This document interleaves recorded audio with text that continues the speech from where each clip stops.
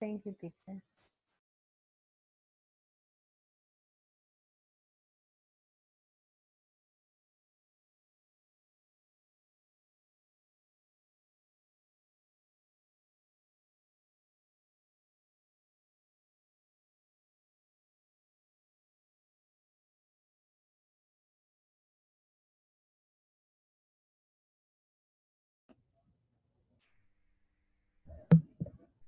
Hi, Liliana. Hello, teacher and Luis. How are you doing with your classes? Fine. I am so tired. Are you teaching all days at school? No, teacher. Only um, 2 days? today per week. Well, Tuesday and Wednesday. what course are you teaching? Primary? High school? Primary. Fourth grade. Fourth grade? The children are beautiful. Nice. And how many My students first do you have? experience. How many children do you have in the classroom? 35. A lot. Finally. Well, but I'm glad you like the experience too. Yes. Yes, teacher. I like it so much. Good. Hello, George. Good evening, teacher. How are you? Please, good evening, Claudia. Good. We'll be Hello. waiting for you to start. Ah, yeah. Thank you for waiting for me. Well, it's just the three of you, so let's start.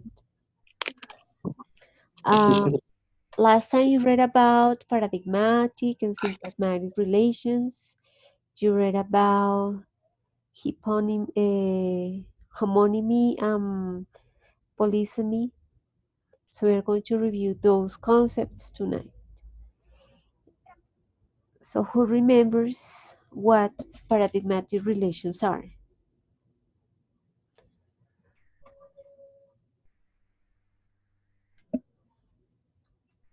That depends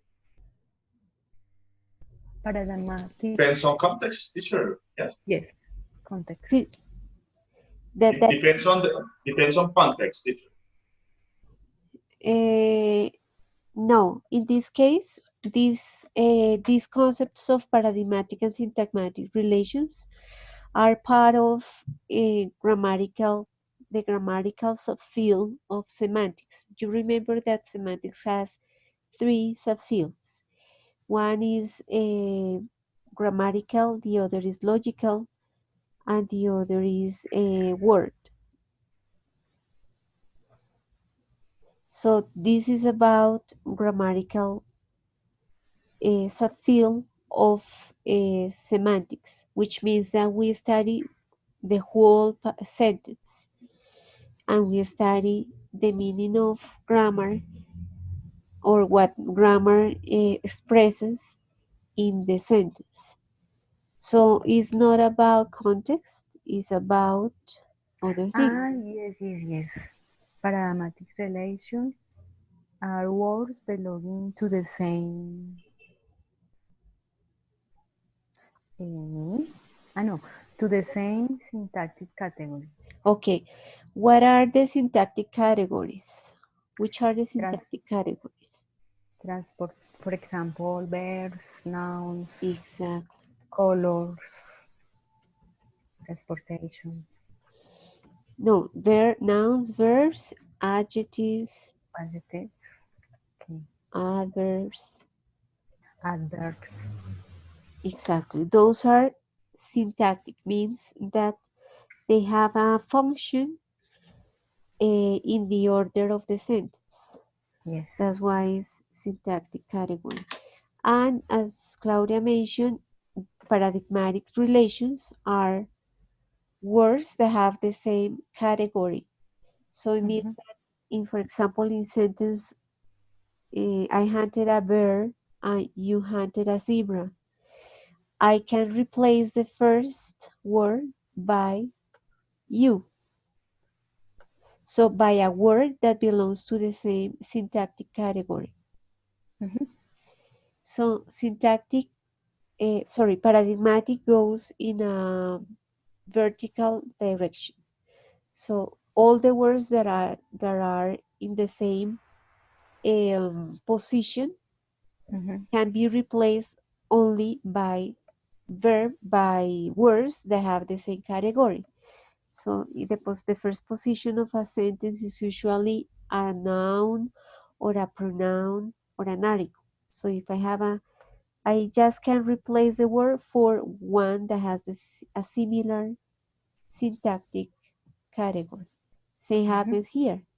He fed a cat, she fed a dog. So I just can replace for the same. Other pronoun.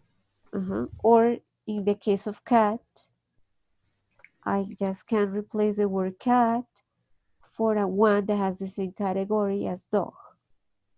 Mhm. It means that if I change it, if I instead of writing she, for example, I write a eight, is gonna the sentence is not gonna have any meaning, Mhm. right? That is what semantics studies in relation to grammar and sentences, so that words can just be replaced in a paradigmatic level by words that have the same category, syntactic category. Mhm. Okay, good. What about syntagmatic relations? What's that? Are una expression mm,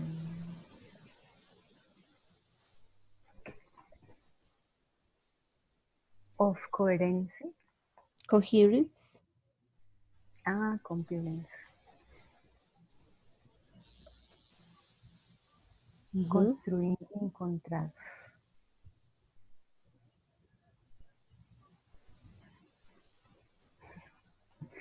My level is terrible.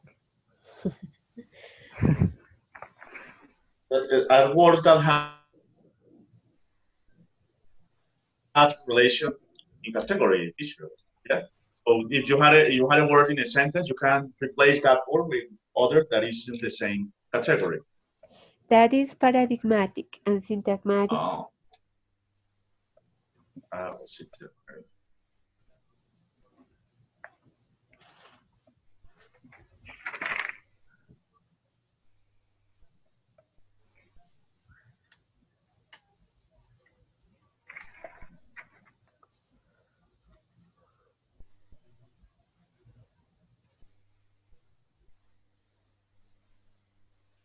No, teacher, I don't remember.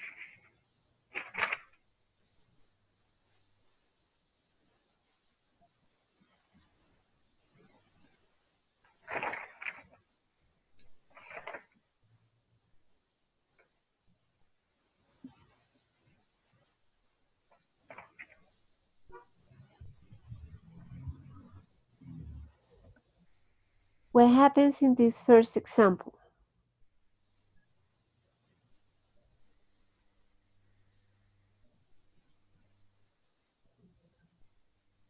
There is a change in the order of words.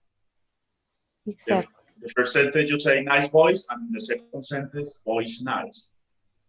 Okay. So when we consider the words that can go next to the other, that is a syntagmatic relation.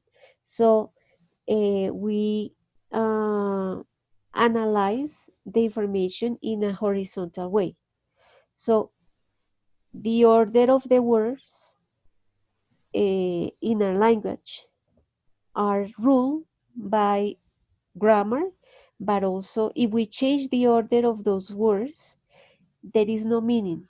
So in English, this is wrong and it doesn't make sense.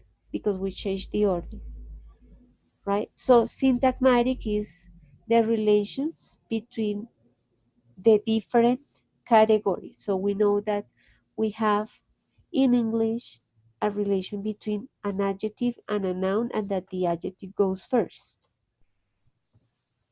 The paradigmatic is in a vertical order. The syntagmatic is in a horizontal order.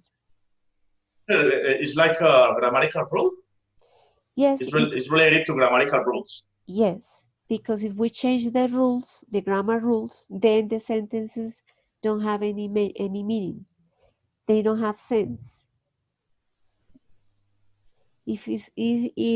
For example, in Spanish, we say eh, mm, se levanta and 5 siempre. Se levanta and 5 siempre. No tiene mucho sentido because we change the order of the words. So the same happens in English. If we change the rule about the order of the words, the sentence doesn't have a clear meaning. And that order is what we call syntagmatic relation. The order that says what words goes next to the other.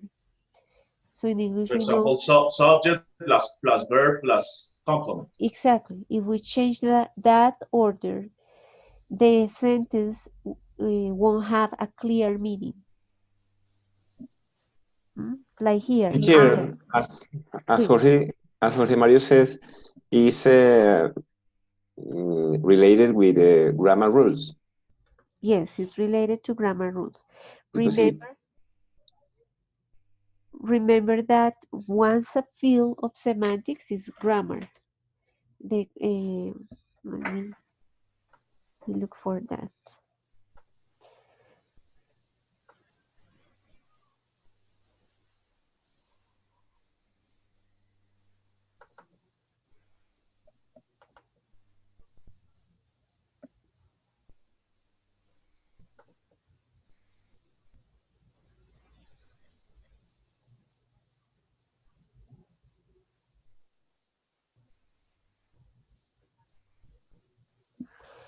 In our first virtual encounter, we reviewed the three subfields of semantics. We say that there is a subfield that is lexical, the other is grammatical, and the other is logical.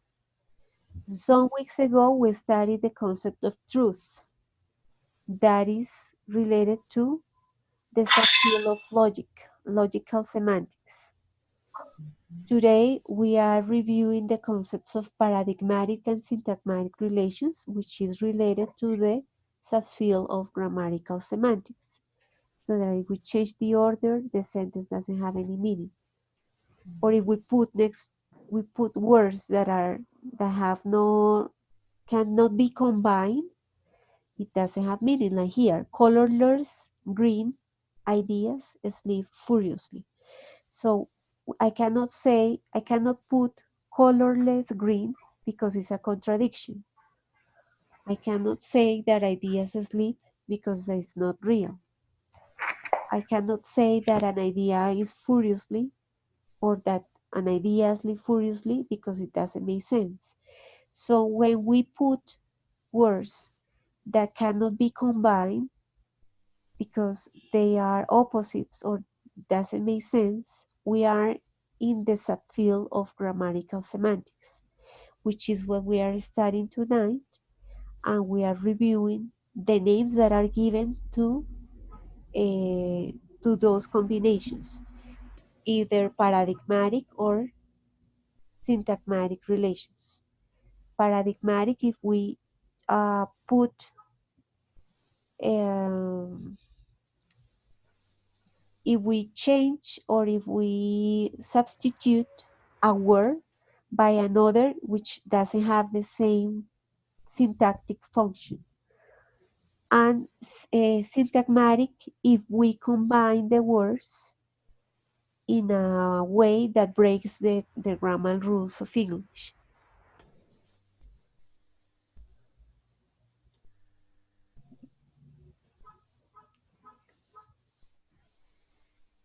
So here we have a contradiction, colorless green, right? It's like if we write big, tiny animals, is not correct because of the combination that we are given.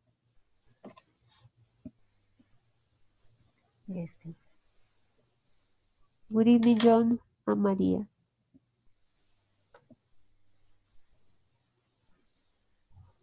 Questions so far?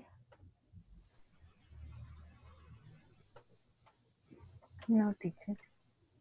Okay, so let's go back to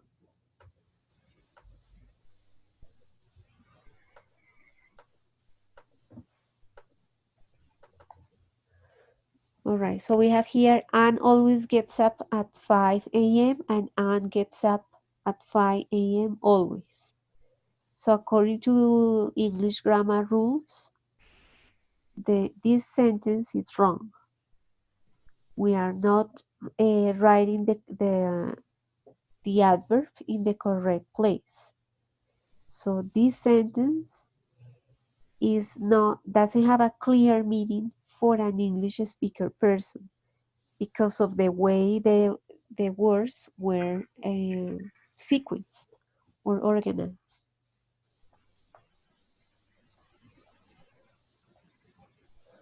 Okay, now let's see homonyms. What's that?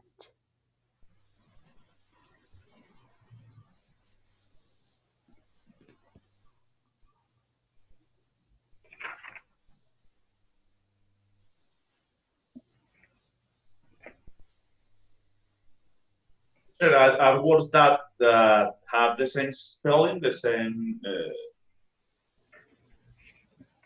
Okay, they can have the same the spelling. same sound, but they mean same spelling, the same writing, yeah, the same song, excuse me, but they have different meaning. Okay. So we can have two possibilities, or the same sound or the The same same song and the spelling. same spelling. Yeah. And in both cases, they have different meaning. So here we have the same spelling but different meaning. Yes. Could you read it, George, please? Could you read the example? Oh, okay. He wanted to play baseball, but he didn't have enough money to buy a baseball bat. In the second case, she doesn't like bats because of their disgusting appearance and habits. Okay, very good. Now, In this case, the mononym is bat. exactly. And the word bat in both sentences, those words have the same syntactic category or different syntactic category. They are nouns, teacher. Exactly. So the same syntactic category. okay. So we can have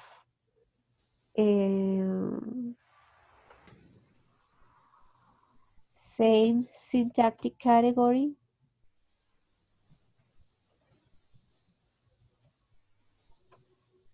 and same spelling, but different meaning.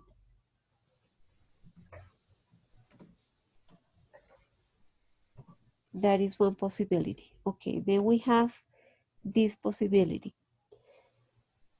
Maria, could you read it, please?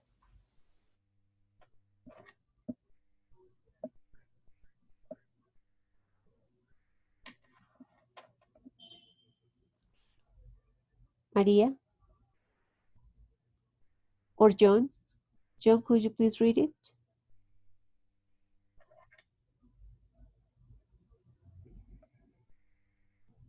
John Jairo?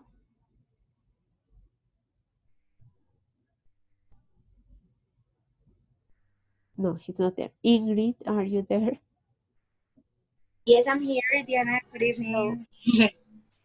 Okay, could you please help me to read both examples? Yeah, sure.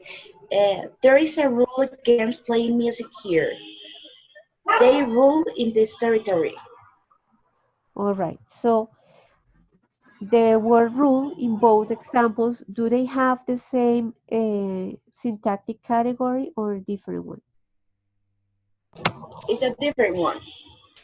All right, so what is the category of the sentence? The first one is a noun, Uh-huh. and the second one is the verb. Exactly. So that is the second case of homonyms. So we have different syntactic category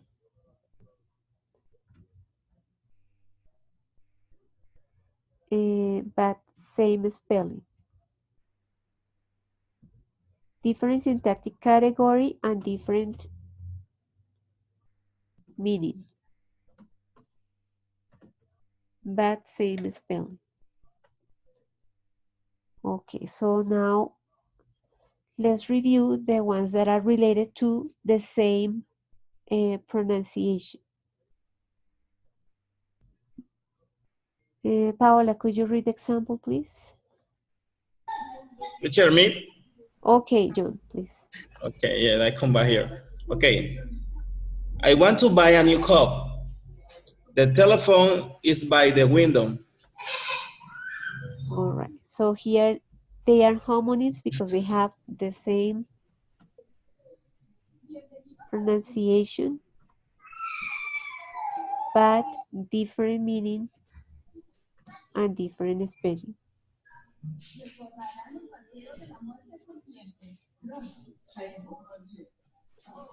Good. John, could you read Teacher, this? And they are from different syntactic categories. Yes, thank you.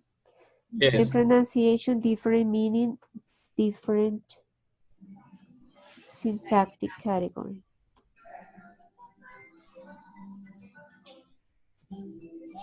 And the context is very important, no? Right? To try to understand what it's talking about. Yeah, it helps. Yeah.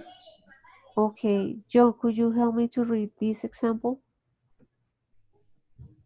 Okay. I need a break. I told him that he need to change brake on his bicycle. All right, good. So we have here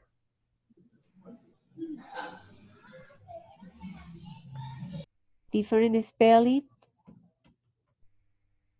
What else?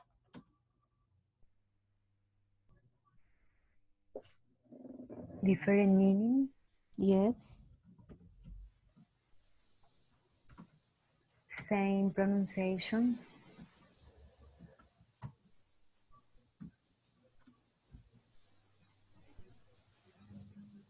And And the same syntactic category. yes. What is the syntactic category here? Those are nouns. All right, both are nouns. Exactly. Okay, so those are homonyms. Those are the 4 cases of homonyms that we find. Now, what about polysemy? What's that?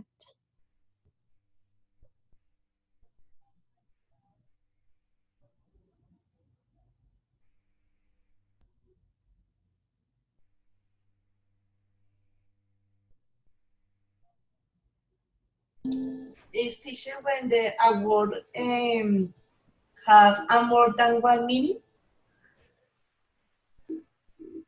Have the same meaning? Uh-huh. And what is different?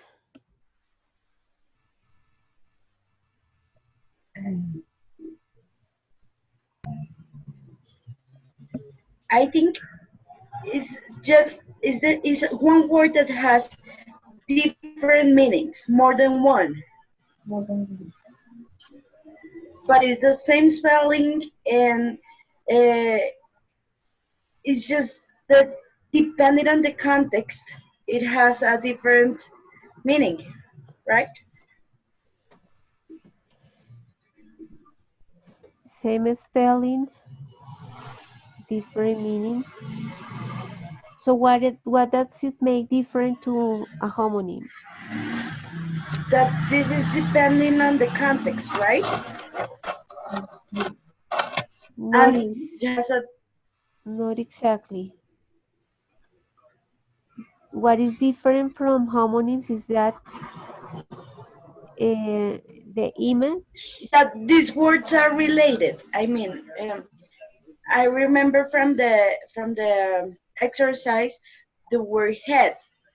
Yeah, one was the head of the company or something like that, and the other was the head, the part of the body. But they're connected, but they have a different meaning depending on the sentence that it is being used. Mhm. But anyway, we have like the same image, that the head is the first part, is the upper part. So in the example that you just mentioned, Ingrid, we have the head of the company and the head of the body, which is the first part that we find in each one of the examples. So they are connected in that way, although they have the same spelling, but they have different meanings. So we have here, for example, this image of a fork in a way, and the fork that we use to eat. So we have, when he arrives at a fork in the road, he always gets lost. Or they are not polite at all, they never use their forks and knives when they have lunch. Although they have different meaning, they are connected on in this case, the the form the form of the object that we refer to. Here we have other example. Could you read, Ingrid, please?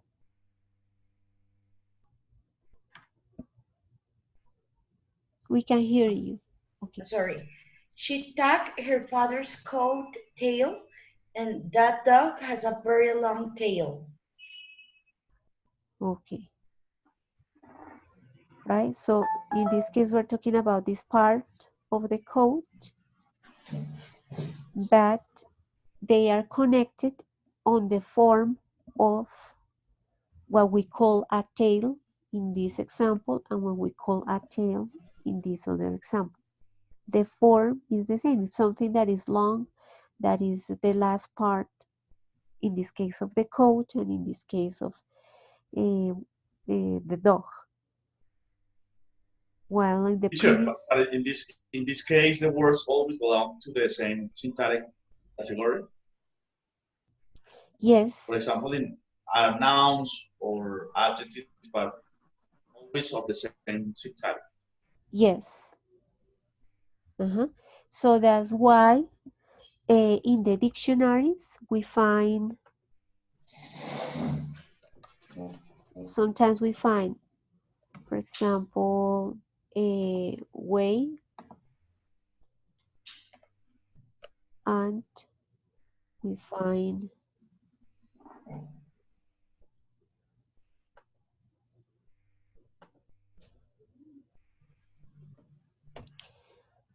way, and we find a cutlery, for example.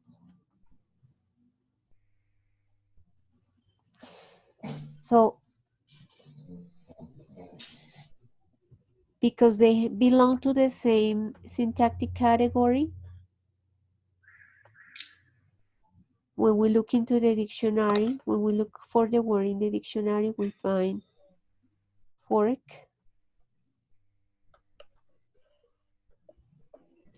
as a noun. In the context of way, it's desviación, in the context of cutlery is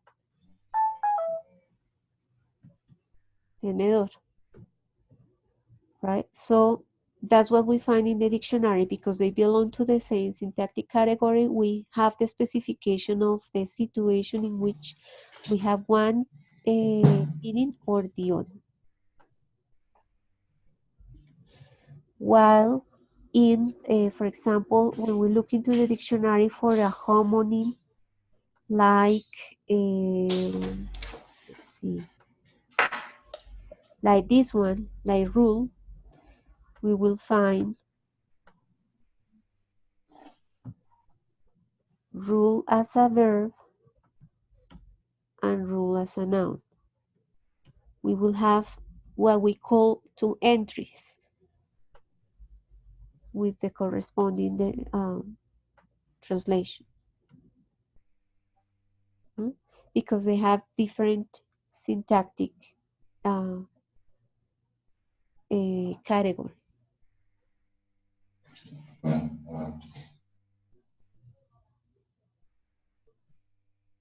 So the difference is on what we imagine when we have the word that is the example of polygamy. So we imagine something that is similar to a metaphor. Yes. So here is the last part is the same as here, or here they have like kind of the same form. Well, in the example of rule, so we don't imagine the same, we don't have like the same image when we talk about something that we need to take into account as the example of the rule, something that is prohibited, or a person who governs a place. We don't have the same image. That is the difference.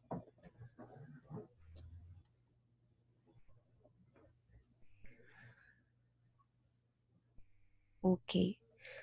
Do you have questions about this? No, teacher, actually, I look for the translation of bifurcation is the same like fork in English. Okay, so is the what you say is like the form of the fork and the bifurcation of the way. So we find the same relation between the form of both pictures. So,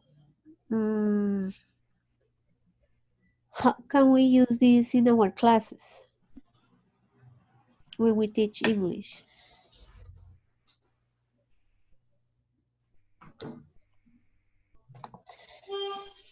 Well, I think it is important to just not give a single picture towards students when teaching, while teaching vocabulary, but also like giving them the whole range of meanings depending on what they need.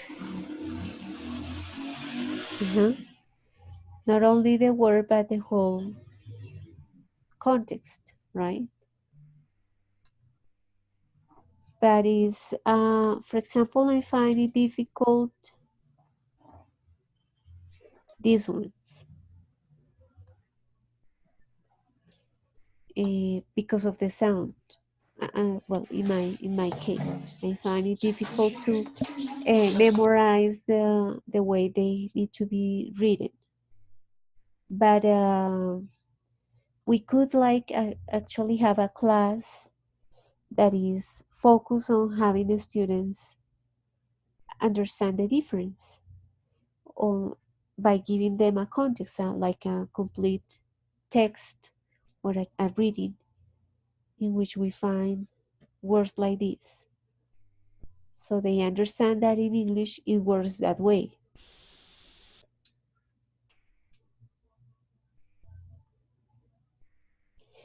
In Spanish, it happens maybe with the, because we don't have a difference in the pronunciation of the sounds Z and S.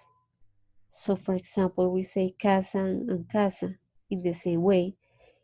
You know that Spanish people do have a difference when they pronounce both, but we don't. So, in Spanish, this is a homonym for us related to pronunciation.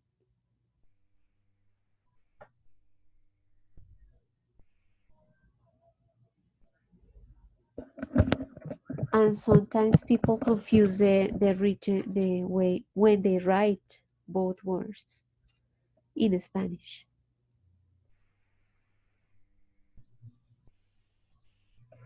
Okay, any other idea on how we can use this topic in our classes?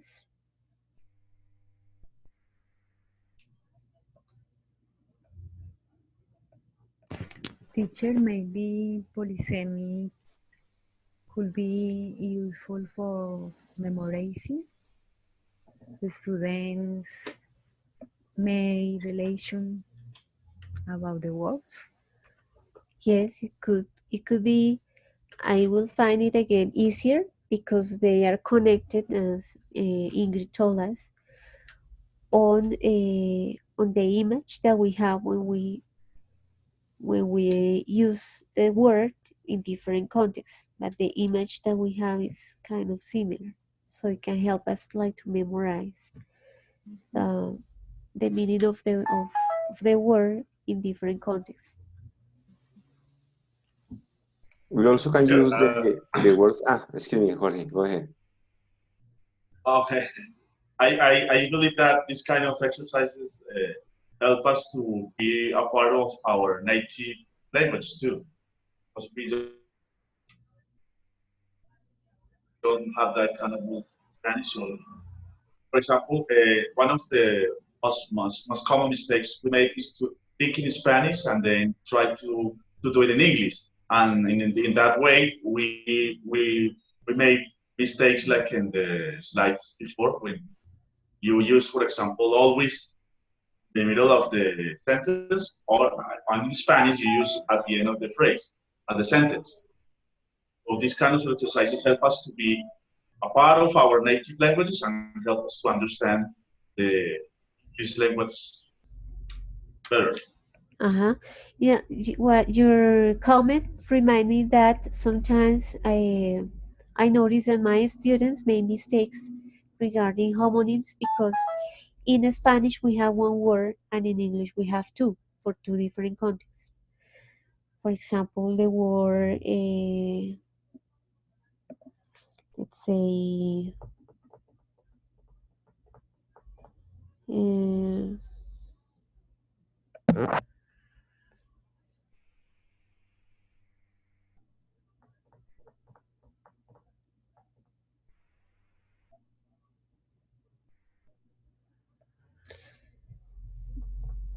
and now I don't get any word. But sometimes when I read my students' texts, they use one word in English in a wrong way because in English there are two, one each one for a different context or a different situations. So they use just one because in Spanish we just have one. So it could be useful to have students uh, like recognize those ones, those differences, having them analyze or compare what happens in Spanish and what happens in English.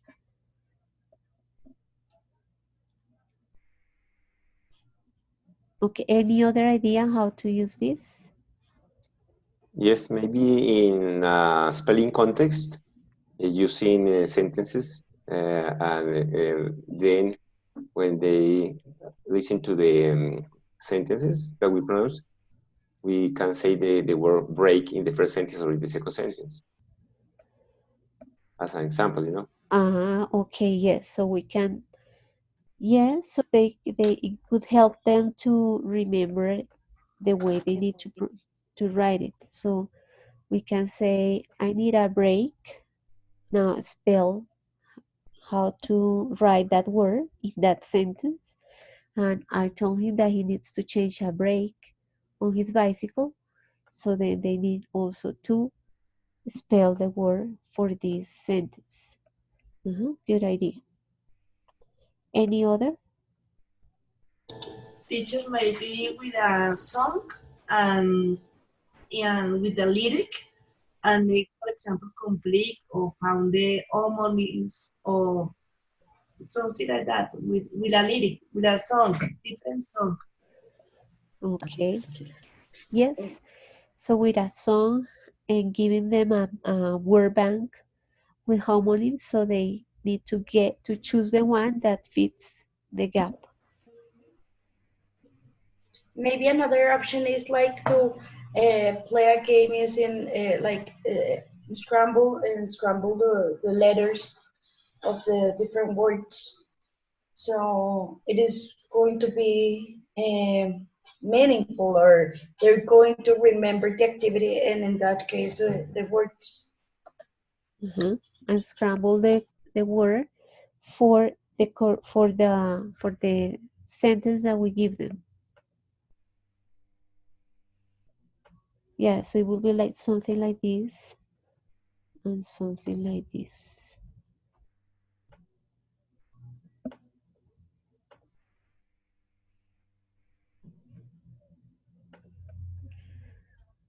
So they need to unscramble to complete the gap for that sentence. And they say here. Any other idea?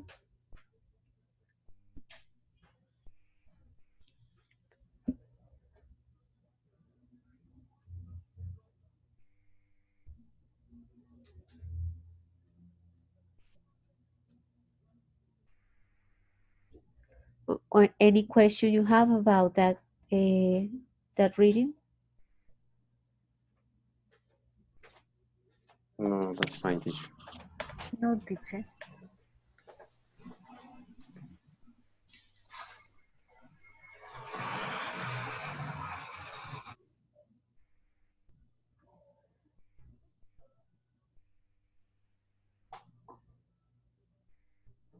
Okay.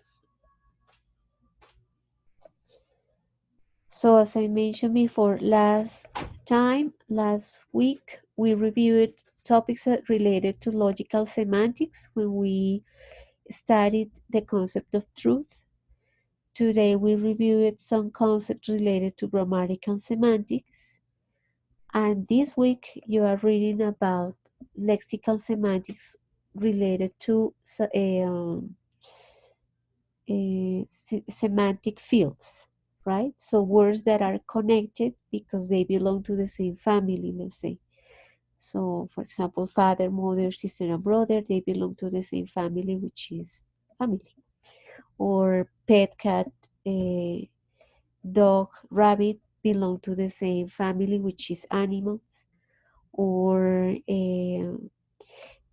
teacher, engineer, architect, doctor belong to the same family, which is uh, jobs or occupations. So those families are called semantic fields.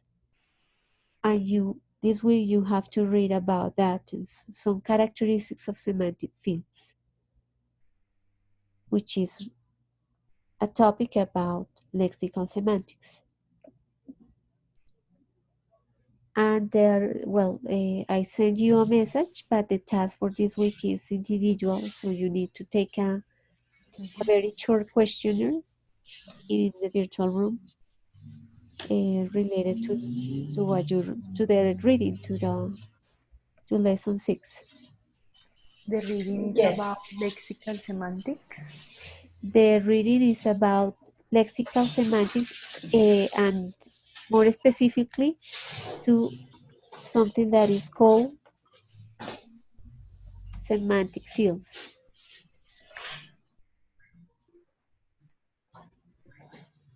I do have a question. It is only the part till grammatical meanings, like the tense and uh, I mean when the grammatical meaning is associated with the verbs, or just the subfields in the hierarchy arrangement. Okay, semantic fields is one topic, and grammatical meaning is a second topic. So grammatical meaning is related to tenses and aspects. But they're both included in the questionnaire. Yes, they are both included in the question. Okay.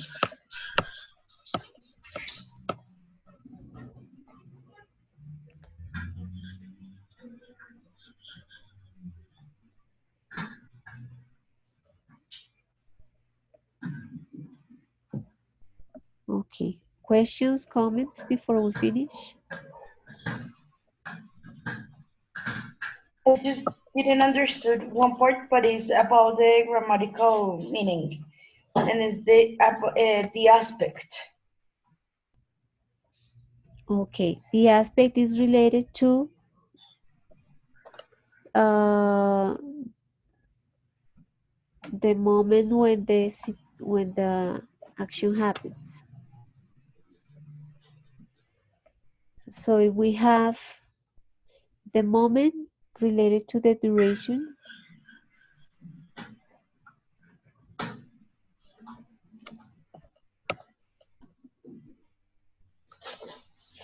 so if it takes some time for the action to finish, if it's something that happened at a certain moment in time, or if it started and it hasn't finished yet. So It's it is like, given the tense of the verb, right? excuse me, And it is given by the tense of the verb. it is given by the tense of the verb. So in syntax, we call it tenses and uses of the verbs, uses of the tenses. So use of present simple, use of past simple. In semantics, we call that the aspects. Mm, okay. And what about boundness? Boundness. Could you give me an example? I don't know. It's just that I didn't understood that part in the read. It says some events are constructed as having one or more inherent boundaries that can be at the beginning or the end of an event. It is the final boundary which is generally regarded as the more important one. And it is described as telic, and what with the final boundary is atelic. But it doesn't give an example there, so I got lost. Yeah, so boundaries means when it starts and when it finishes. So for example, when we talk about present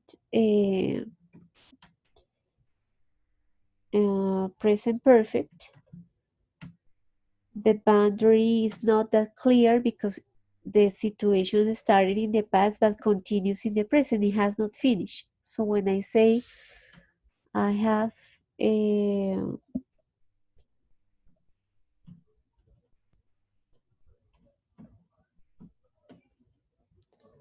I have gone to Peru twice. I did it in the past two times, but I can repeat it in the future. So there is not an ending yet. The boundary means the limit. The So limit. that is atelic. Yeah. Okay, thank you.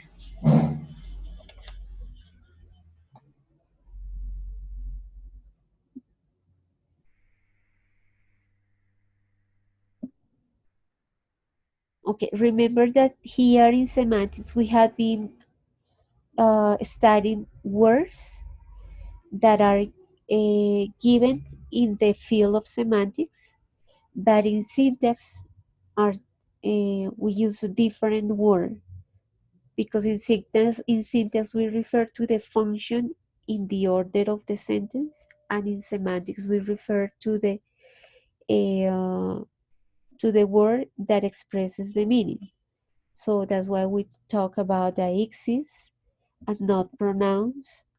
We talk about aspects and not tenses itself.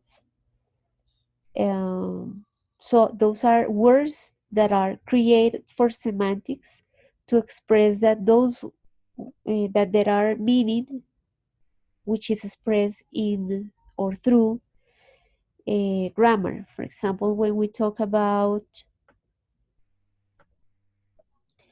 when we use did, or when we use will, or when we use good, would, those words express or mean either past or future or a condition, right? Just the word.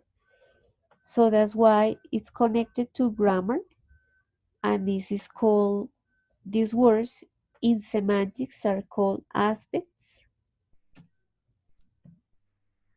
and not and they are not called as in syntax. They are called auxiliary, they are called modal verbs, but in semantics they are called aspects, in order to tell us that those words express a meaning, which is past, future, or a a hypothetical situation Condition, yeah. or a condition. Things, right? So we are learning new words that are created in semantics to tell us what the meaning of the words are or how we deal with meaning. Teacher, so okay, you explained about aspect. What about boundaries? Does that word boundaries has another name in syntactics? In syntax, In syntactics, yeah.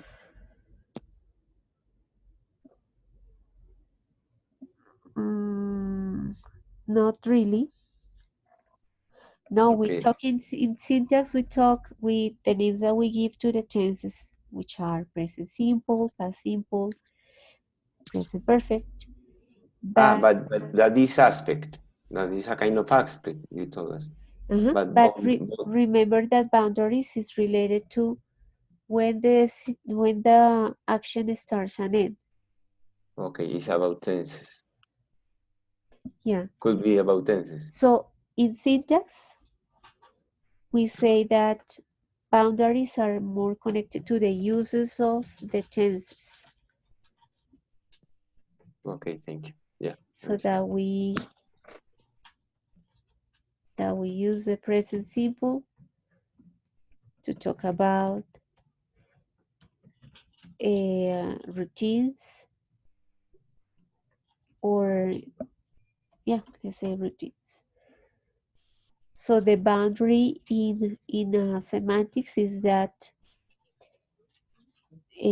present simple expresses an action that is permanent, right? Thank you, teacher.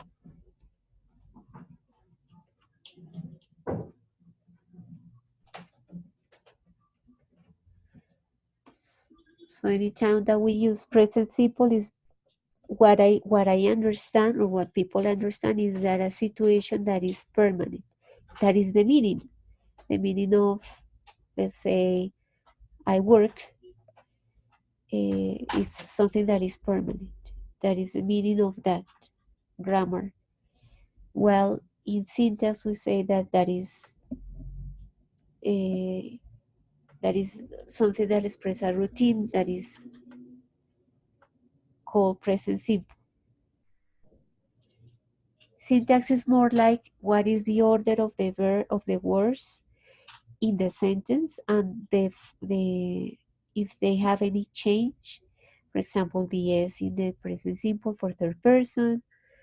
Syntax is about that the combination of nouns, verbs, and complements, but without taking into account the meaning of the words. Excuse me, teacher. So we can find a question, I don't know, that says, what are the boundaries of the sentence, the dog is in the house, whatever, something like that, or how we can find the questions about boundaries? Okay. No, you won't find a question about boundaries. The questions are about aspects. The questions are about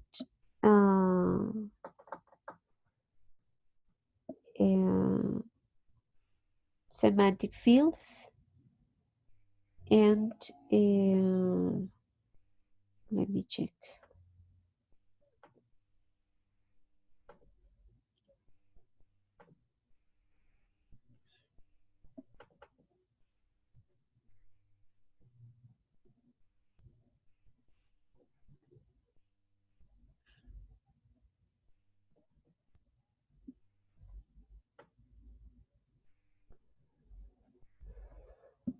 Yes, semantic fields, which is a fill in the gap of a short paragraph. You will have a question about aspects and a question about centered cluster. Centered cluster and linear structures.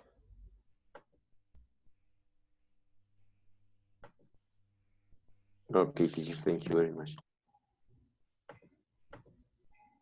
Thank you, teacher. Okay.